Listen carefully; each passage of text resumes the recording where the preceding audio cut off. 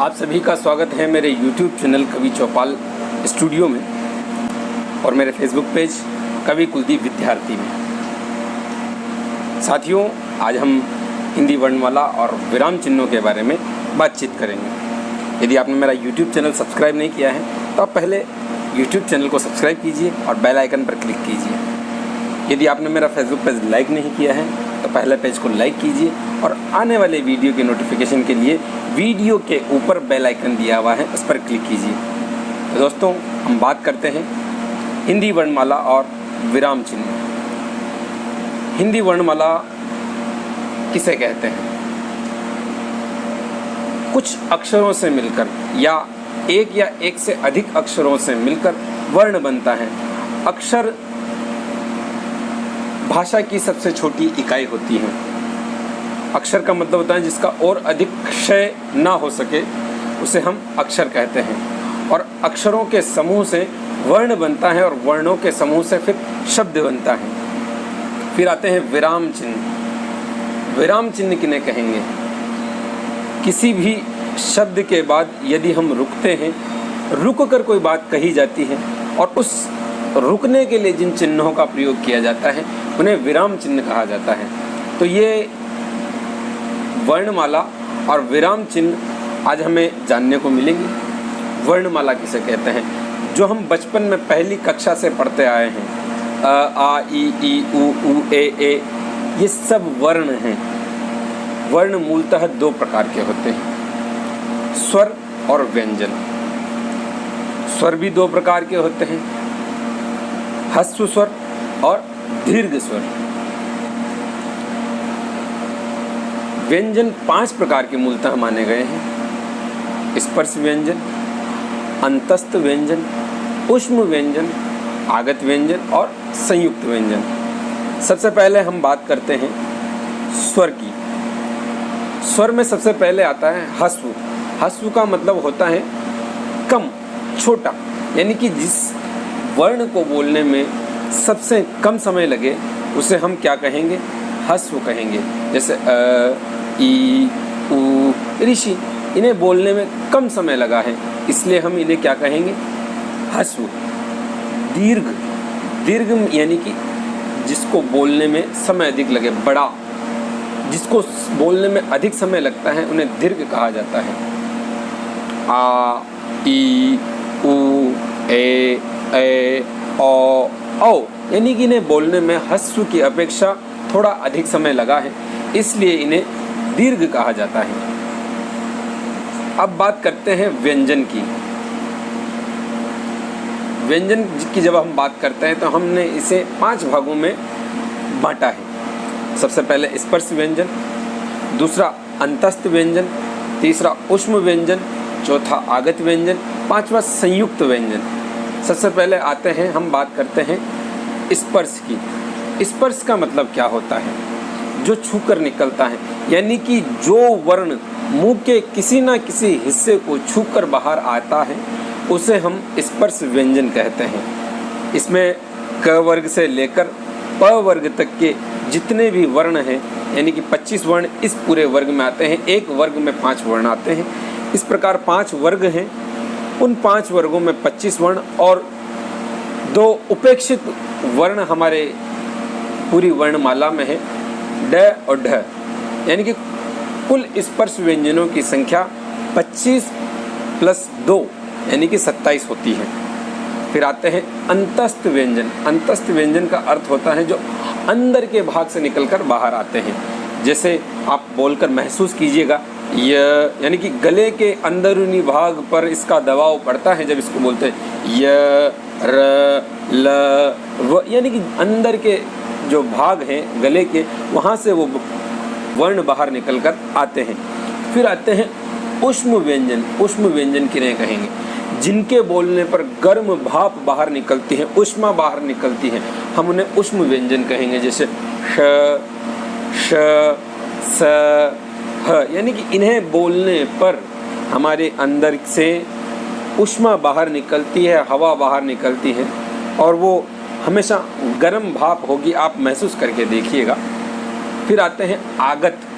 आगत का मतलब हम समझ रहे हैं सीधे सीधे कि किसी दूसरी भाषा से हमारी भाषा में सम्मिलित कर लिए गए हैं, उन्हें हम आगत व्यंजन कहेंगे, जैसे ज और फ। फिर आते हैं संयुक्त व्यंजन। इनकी संख्या 4 मानी गई है। संयुक्त व्यंजन कहेंगे कि नहीं? संयुक्त का मतलब होता है किन्हीं दो चीज़ों से या दो से अधिक चीज़ों से मिलकर बनी हुई वस्तु या कोई भी वर्ण संयुक्त कहलाता है, यानी कि जुड़ गए हैं। तो जैसे क्ष है, क्ष क और श से मिलकर बना है क्ष, त और र से मिलकर बना है त्र, ज और ये से मिलकर बना ज, श और र से मिलकर बना श। यानी कि जो किन्हीं वर्णों के योग से मिलकर बनता है उन्हें हम संयुक्त व्यंजन कहेंगे। आगे हम बात करेंगे, स्वरों की संख्या 11 है और व्यंजनों की संख्या 41 है। इस प्रकार कुल वर्णों की संख्या 52 है। अब हम स्वरों का वर्गीकरण करेंगे, उसके पश्चात हम व्यंजनों का वर्गीकरण करेंगे। स्वरों का जब वर्गीकरण करेंगे और उनका उच्चारण स्थान देखेंगे कि उनको उच्चारण कहाँ से किया जाता है, कौन सा वर्ण दीर्घ है, कौन सा वर्ण ह्रस्व है, कौन सा कंठ से बोला जाता है, कौन सा तालु से बोला जाता है, इन सारी चीज़ों के बारे में हम आगे अब चर्चा करेंगे। सबसे पहले बात करते हैं कंठ से बोले जाने वाले स्वर। कंठे, कंठे का अर्थ होता है जो कंठ से बोला जाता है। जैसे अब अ के उच्चारण में हमारी जो जुबान होती है वो किसी भी भाग से वो स्पर्श नहीं करती है, स्वतंत्र रूप से कंठ से आवाज़ निकलकर बाहर आती है। अ बोलने पर हमारा मुंह थोड़ा कम खुलता है, इसलिए वो ह्रस्व है, और आ बोलने पर हमारा मुंह थोड़ा अधिक खुलता है, इसलिए उसे हम दीर्घ कहेंगे।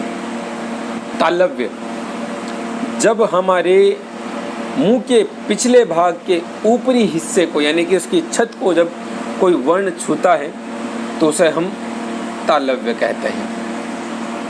जैसे ई के बोलने पर हमारा जीभ का जो पिछला वाला भाग है वो गले के मुंह के पिछले वाले भाग को छूता है। ई आप बोल कर देखें, जब आप ये बोलकर देखेंगे तो आपको महसूस होगा कि आपकी जो ज़बान है, जो आपकी जीभ है, जो आपकी जिह्वा है, वो आपके मुंह के पिछले भाग की छत को छूता है। इसे हम कहेंगे तालव्य। इसके बाद हम बात करते हैं मूर्धन्य। इसे हम मूर्धा से उच्चारित करते हैं। मूर्धा का मतलब होता है मुंह के भीतर की जो छत होती है उसका अगला भाग, यानी कि जहाँ हमारी जीभ होती है, जहाँ हमारे दांत होते हैं, उसके जो ऊपर वाला हिस्सा होता है हम उसे मूर्धा कहते हैं। फिर इसमें आते हैं कंठ और तालु से मिलकर, यानी कि कंठ तालव्य। उसमें जो छूता है, जब जबान, इसमें आता है कंठ प्लस तालु, यानी कि कंठ तालव्य। जो कंठ को और तालु को जब हमारी जबान छूकर जो वर्ण उच्चारित करती है तो हम उसे कंठ तालव्य कहते हैं।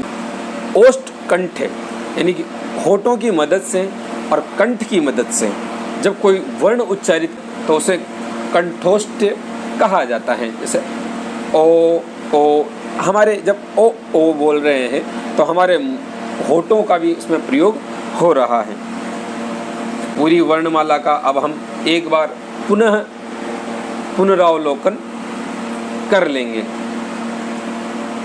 जिन वर्णों का उच्चारण बिना किसी अवरोध के तथा बिना किसी दूसरे वर्ण की सहायता से होता है उन्हें हम क्या कहते हैं? उन्हें हम स्वर कहते हैं। जिन स्वरों का उच्चारण कम समय में हो जाता है उन्हें हम ह्रस्व स्वर कहते हैं, और जिन स्वरों के उच्चारण में अधिक समय लगता है उन स्वरों को हम दीर्घ स्वर कहते हैं। ह्रस्व स्वर में हम बात कर चुके अ ई उ ऋषि, मूल स्वर अ ई उ ऋषि ही है। फिर दीर्घ जो स्वर है उनमें आ ई उ ए ओ औ आगे स्वरों में आओ है। अग्र स्वर जो अगले भाग से बोले जाते हैं ई ए। मध्य स्वर जो बीच से बोले जाते हैं पश्च स्वर जो पीछे वाले गले के अंदर से बोले जाते हैं आ उ ओ आ। संवृत स्वर जिनमें जबान घूम जाती ई उ। अर्ध संवृत स्वर जिनमें मुंह का प्रयोग थोड़ा कम होता है जैसे उ। विवृत स्वर आ जिनमें से आवाज और ज़्यादा बाहर आती ए ओ। अर्ध विवृत स्वर ए ओ। इनमें आवाज़ थोड़ी कम बाहर निकलती है। व्यंजनों की संख्या 41 है। स्पर्श व्यंजनों की संख्या 27 है। अंतस्थ व्यंजनों की संख्या 4 है। ऊष्म व्यंजनों की संख्या भी 4 है। व्यंजनों का वर्गीकरण व उच्चारण स्थान। कौन सा व्यंजन कंठ से बोला जाता है, कौन सा तालव्य से बोला जाता है, कौन सा मूर्धन्य से बोला जाता है, कौन सा दंते से बोला जाता है, कौन सा ओष्ठ से बोला जाता है, कौन सा तालव्य से बोला जाता है। तो ये सारी चीज़ें जितने भी वर्ण हैं, जो व्यंजन हैं, उनका उच्चारण स्थान कहाँ कहाँ से होता है, इन सारों के बारे में अब हम विस्तृत चर्चा करते हैं। सबसे पहले हम बात करते हैं कंठ की। जैसे कि हम पहले बता चुके हैं, जो कंठ से बोला जाता है जैसे क ख ग घ ड। अब इसमें घोष, अघोष, अल्प प्राण, महाप्राण, सघोष, ये सारी चीज़ें होती हैं। जैसे क है, ये अल्प प्राण है क्योंकि इसको बोलने में वक्त कम लगता है, यानी कि अल्प प्राण, यानी कि इसे बोलने में हमारी ऊर्जा कम क्षय होती है, उसे हम अल्प प्राण कहते हैं। और ये बहुत बड़ी उद्घोषणा नहीं करता है, इसलिए हम इसे अघोष व्यंजन कहते हैं। ख को बोलने में हमारी ऊर्जा अधिक क्षय हो रही है, यानी कि अघोष, और ये महाप्राण है। फिर सघोष ग, इसको बोलने में भी थोड़ा जोर हमें लगाना पड़ा, पर ये अल्प प्राण है। सघोष में घ, ये महाप्राण है। सघोष अल्प प्राण नासिक के, यानी कि जिसमें सघोष भी है पर लेकिन वो अल्प प्राण है, लेकिन उसके साथ में नासिका के माध्यम से उसे बोला जाता है, तो वो हो गया ड क ख ग घ ड, यानी कि इसमें कहीं ना कहीं नासिका का प्रयोग हुआ है, इस कारण इसे सघोष अल्प प्राण नासिक्य कहा गया है। अलव्य, यानी कि मुंह के पिछले भाग की छत को जब हमारी जिह्वा छूती है और उससे कोई वर्ण उच्चारित होता है तो उसे हम तालव्य वर्ण कहेंगे। इसमें अघोष अल्प प्राण है च, अघोष महाप्राण छ है, यानी कि च को बोलने में हमारे जो ऊर्जा है उसका क्षय कम होता है, और छ को बोलने में या छ का उच्चारण करने में हमारी ऊर्जा का क्षय थोड़ा अधिक होता है। सघोष अल्प प्राण, सघोष अल्प प्राण में ज और ज आगत वर्ण है, वो भी सघोष अल्प प्राण में आता है। सघोष महाप्राण में झ झंडा वाला आता है, उसको बोलने में थोड़ा अधिक ऊर्जा का क्षय होता है। सघोष अल्प प्राण नासिके में ञ आता है। मूर्धन्य, यानी कि मुंह के भीतर की छत का अगला भाग जहाँ से कोई वर्ण उच्चारित किया जाता है तो उसे मूर्धा या मूर्धन्य कहा जाता है। इसमें ट अघोष अल्प प्राण है। अघोष महाप्राण में ठ, यानी कि इसे बोलने में थोड़ा अधिक ऊर्जा का क्षय हो रहा है। ड ढ ण, ण जो कि है सघोष अल्प प्राण है और नासिक्य है। ये हिंदी के 5 वर्ग हैं, क च ट त प। इन्हीं 5 वर्गों का कुल जो व्यंजन होते हैं वो 25 होते हैं। इसी के साथ ड और ढ भी आ गया, जिन्हें हम उपेक्षित वर्ण कहते हैं। फिर आता है दंते। ऊपरी दांतों के निकट से जब जीवा छूती है और किसी वर्ण का उच्चारण होता है तो उसे दंते कहा जाता है। जैसे त, यानी कि ऊपरी दांतों को जब हमारी जीवा छूती है और उससे किसी वर्ण का उच्चारण होता है तो वो दंते कहलाता है। जैसे त, थ, आप महसूस करेंगे, आप बोल कर देखेंगे तो आपकी जो जीवा का अग्र भाग है वो आगे के ऊपरी दांतों को स्पर्श करता है और उसका उच्चारण होता है। त, थ, द, ध और न। त अल्प प्राण अघोष है, थ महाप्राण अघोष है, द सघोष अल्प प्राण है और ध सघोष महाप्राण है। जबकि न सघोष अल्प प्राण और नासिक्य है। उसके बाद आता है ओष्ठ्य, यानी कि दोनों होठों की मदद से, दोनों ओठों की मदद से जब कोई वर्ण उच्चारित किया जाता है तो उसे ओष्ठ्य कहा जाता है। जैसे प को बोलने पर हमारे दोनों होठ मिल जाते हैं, प, फ, ब, भ, म। इन सारे वर्णों को बोलने पर, यानी कि प वर्ग के जितने भी व्यंजन हैं, जितने भी वर्ण हैं, उन सब को बोलने पर हमारे होठों का मिलान हो जाता है और मिलान होने पर उन्हें हम ओष्ठ्य व्यंजन कहेंगे।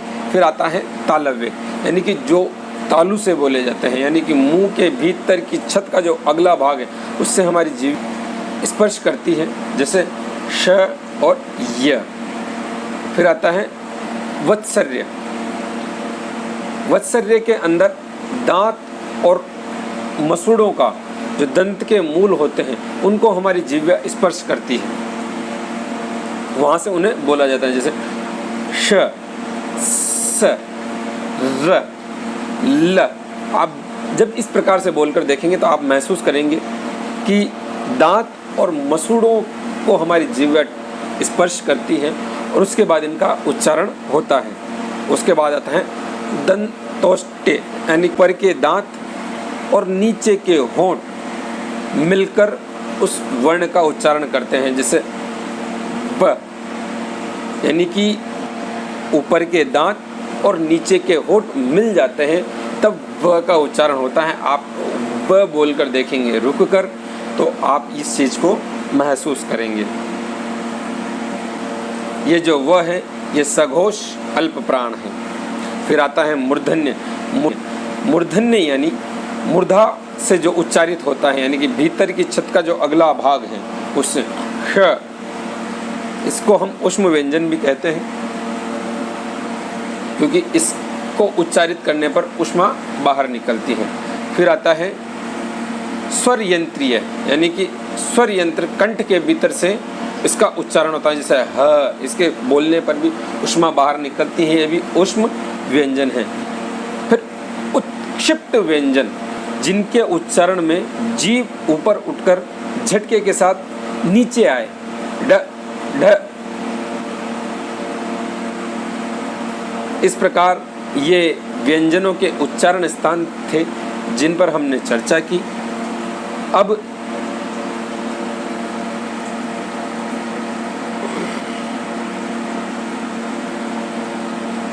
आगत व्यंजनों की संख्या 2 मानी गई है, संयुक्त व्यंजनों की संख्या 4 मानी गई है। क वर्ग की ध्वनियों में क, ख, ग, घ, ड आता है। च वर्ग की ध्वनियों में च, छ, ज, झ, ञ आता है। ट वर्ग की ध्वनियों में ट, ठ, ड, ढ, ण, ड, ढ भी इसमें आता है। त वर्ग में त, थ, द, ध, न आता है। प वर्ग में प, फ, ब, भ, म आता है। अंतस्थ व्यंजन में य, र, ल, व आता है, जिसकी हम चर्चा कर चुके हैं। अर्धस्वर य और व है। लुंठित व्यंजन में र आता है। पार्श्विक व्यंजन में ल आता है। ऊष्म संघर्षी व्यंजनों में स, श, श, ह आता है। उत्क्षिप्त व्यंजन में ड, ढ आता है।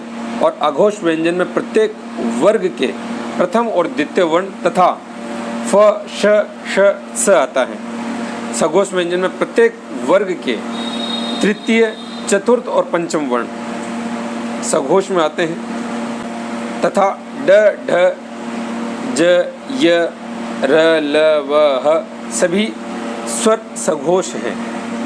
अल्प व्यंजन अल्प प्राण व्यंजन है।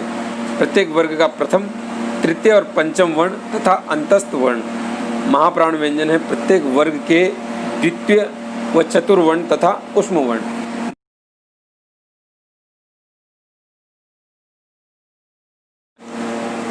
अब हम बात करते हैं विराम चिन्हों की। विराम चिन्ह किसे कहते हैं? विराम का अर्थ होता है ठहराव या रुकना। जिस तरह हम काम करते समय बीच बीच में रुकते और फिर आगे बढ़ते हैं, वैसे ही लेखन में भी विराम की आवश्यकता होती है। अतः पाठक के मनोविज्ञान को ध्यान में रखते हुए भाषा में विरामों का उपयोग आवश्यक है। श्री कामता प्रसाद गुरु, जो कि बहुत बड़े व्याकरण के रचयिता रहे हैं, उन्होंने विराम चिन्हों को अंग्रेजी से लिया हुआ या अंग्रेजी से आया हुआ मानते हैं वो, और वे पूर्ण विराम को छोड़कर से सभी विराम चिन्हों को अंग्रेजी से संबंध करते हैं। विराम चिन्हों के बारे में जब कामता प्रसाद गुरु बात कर रहे थे तो उन्होंने विराम चिन्हों की संख्या 20 बताई है। अब हम 20 विराम चिन्हों के बारे में चर्चा करेंगे जो कि कामता प्रसाद गुरु ने बताया है।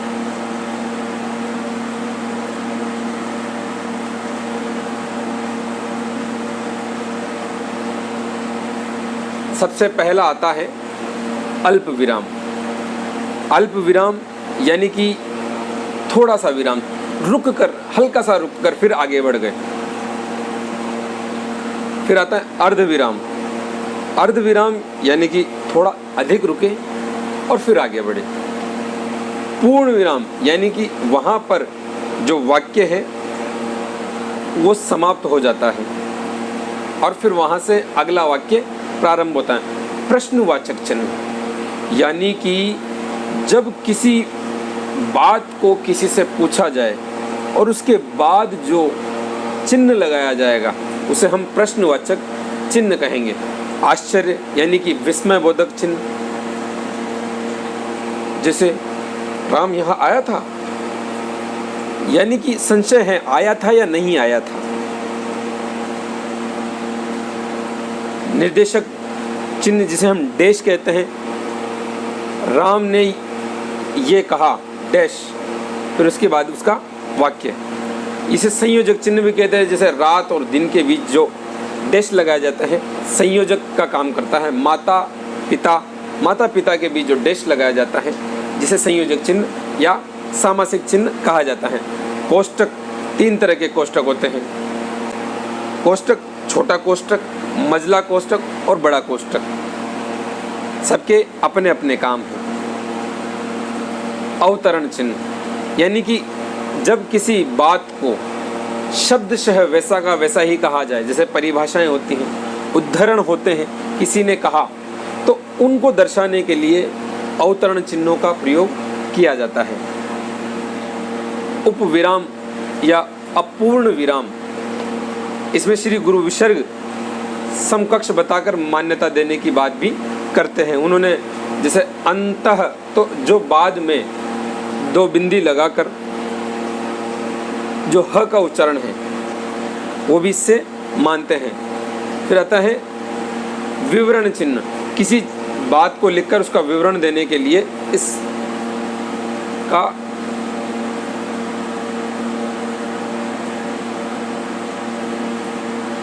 विवरण चिन्ह, किसी बात को कहकर उसका विवरण देने के लिए चिन्ह का प्रयोग किया जाता है। उसके बाद आता है पुनरुक्ति सूचक, यानी कि किसी बात की हम पुनः उद्घोषणा कर रहे हैं तो उस पुनरुक्ति के लिए डबल वाले कॉलम का प्रयोग किया जाता है।